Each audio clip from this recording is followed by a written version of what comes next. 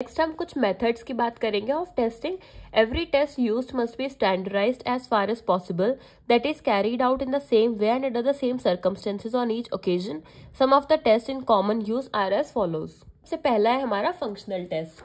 Functional test क्या है? These are used to assess the patients needs and abilities with regard to functional activities. For example mobility, personal care, eating, dressing etcetera, household और garden jobs, work और recreation.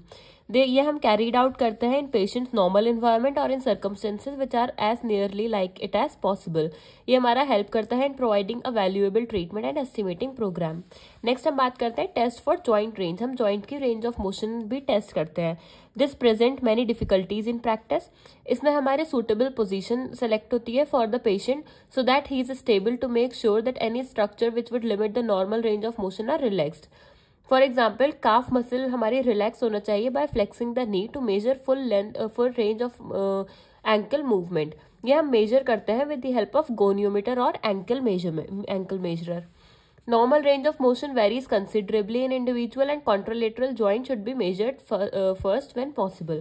Next है हमारा test for neuromuscular efficiency. इसमें हम कुछ test perform कराते हैं जैसे इलेक्ट्रिकल टेस्ट, एमएमटी और मैकेनिकली भी परफॉर्म कराते हैं. तो सबसे पहले हम इलेक्ट्रिकल टेस्ट की बात करें तो ये हमारा कैरीड आउट होता है विद द यूज ऑफ इलेक्ट्रोमायोग्राफ और by the means of strength duration curve, particularly valuable for diagnostic purpose.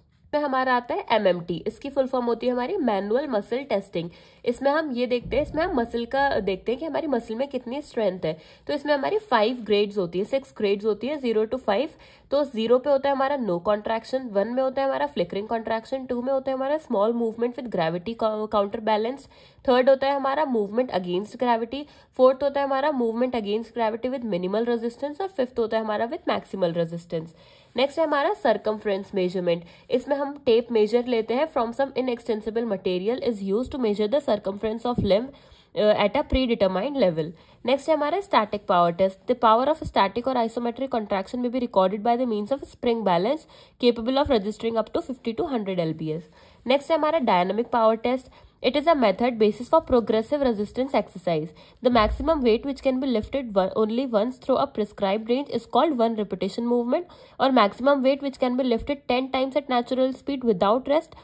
Lift is 10 repetition maximum. Experience in estimating the approx weight which can be lifted is essential to avoid fatigue which result from continued trial and error which rapidly reduces the poundage which can be lifted.